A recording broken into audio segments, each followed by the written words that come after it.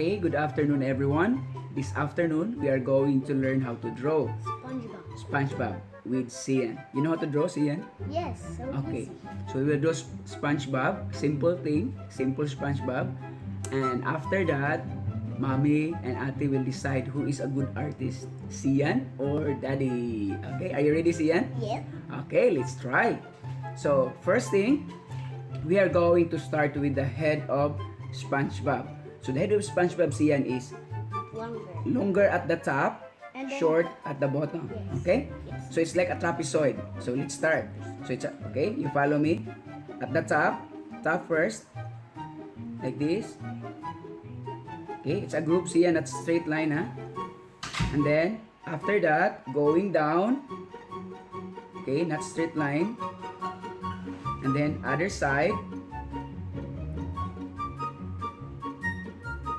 Okay, and then, going to this side. So, we have now, the body of the SpongeBob. Next, we will do the nose of SpongeBob. Nose. So, nose will be at the center. Like this. Okay. Nose will be smaller here. See yan? Not too big nose. Okay, and then the cheek here is like a nose but in opposite side.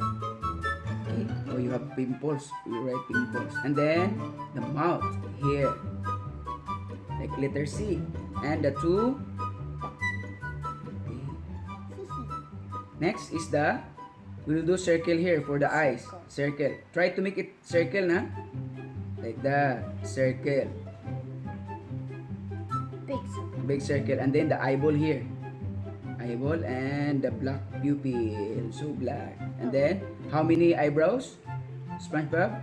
This eyelash. Okay, eyelashes. Have Look at those. 3. You make like this, oh. Darker. Like a square. Okay. On the other side, it's a half circle. So we'll do like this. Half circle. Okay? And then, we will do the line here. Line here. And then, we have the eyeball. Half circle for the eyeball. Okay. And then, 2, 3 pimples. Oh, yeah, a lot of people. Okay. And then, how many spots have 7. SpongeBob? 7. Okay, 7. Okay, 2, 3, 4, 5, 6, and the last one here is 7. Yeah, you done? Next, we are going to draw the color. Triangles, 2 triangles, like this. Correct? Okay, and then the Next. necktie. Like this, 1, 2, 3, 4. Very good.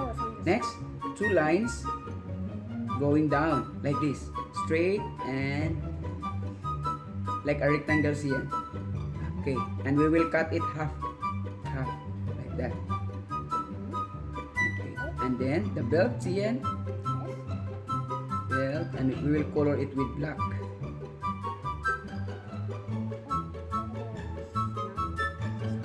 Okay, it's good. Next is the pants. Pants. After the pants, the skinny legs. I'm not Okay, gonna make it too skinny. skinny legs, and then the socks. Okay, that's good. And then we will draw the shoes of SpongeBob like this. SpongeBob shoes. Oh, why your shoes are so big. Yeah.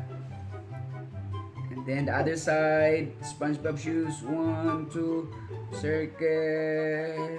Okay, like that. And we will do the shading here, Cian, spot. And we will color it with black shoes.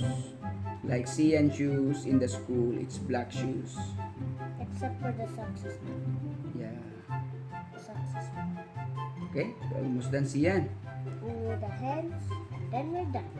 And with the hands. And then after that, the T-shirt. okay, t-shirt. You like this, Cian, and like that. And then the other side. And then letter C. You know how to write letter C like that? Same na? like this. That bigger.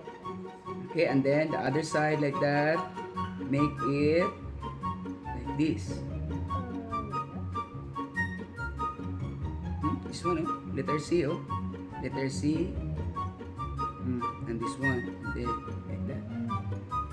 And then the fingers. Fingers. Me too. Okay. Then the other side, letter C. 1 and 2. And then here cut. And then we will do like that. And then the fingers. Okay. Let me see. You draw it. Oh, SpongeBob. Oh, we write our name.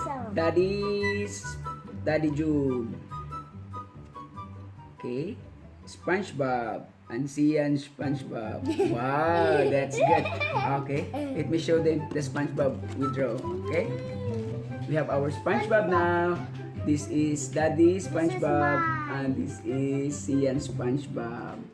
Okay, so next time we are going to draw another one with Sian, and maybe Ate also will join us making some drawings. Okay? Are you happy? Yeah. Okay. Till next time.